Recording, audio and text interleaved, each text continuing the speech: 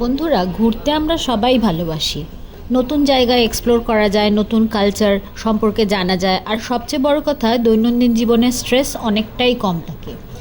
পর্যটন শিল্প আর এয়ারপোর্ট স্বভাবতই লিঙ্কড, কারণ বিমানবন্দর হলো সেই দরজা যা পর্যটনের উন্নতি করে নানা জায়গায় পৌঁছে দিয়ে। আর পর্যটন বিমানবন্দরগুলোকে বিশাল বড় করে তোলে, বছরের পর বছর যাত্রী সংখ্যা আর কার্গো ট্রাফিক বাড়িয়ে। একটি ঝকঝকে সুন্দর একটা এয়ারপোর্ট, তার পরিকাঠামো, তার আর্ট ইনস্টলেশন, তার রিটেল আউটলেটস, ফুড কোর্ট যাত্রীদেরকে কার্যকরী আর আবেগপূর্ণ দুরকম অভিজ্ঞতাই দেয়।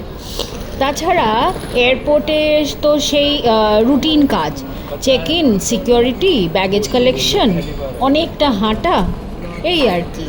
কিন্তু এয়ারপোর্ট পৌঁছে বা কনভেয়ার বেল্টে ব্যাগেজ নেবার আগেই যদি আপনি ফ্রি ট্রলি পেয়ে যান, তাহলে আপনার কতটা সন্তুষ্ট লাগবে ভেবে দেখুন একবার। কারণ অনেক জায়গায় ফ্রি ট্রলি পাওয়া যায় না।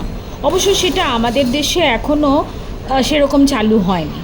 তবে এই যে শিল্পের স্থাপন নানা এয়ারপোর্টগুলিতে আছে, তা সেই জায়গার এবং দেশের সাংস্কৃতিক পরিচয় তুলে ধরে বইকি।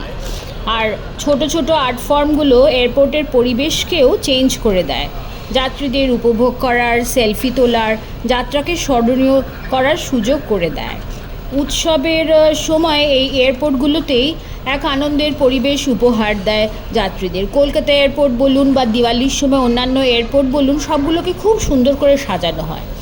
ভালো এয়ারপোর্টে তাই ফিরে যেতে বারবার ইচ্ছে করে। আচ্ছা, কোন কোন জিনিস আপনাদের নজর কেড়েছে, কোন এয়ারপোর্টগুলোতে একটু জানাবেন আমায়। আর এটা কোন এয়ারপোর্ট বলতে পারেন? আপনাদের অভিজ্ঞতা জানার অপেক্ষায় থাকলাম। অনেক ধন্যবাদ।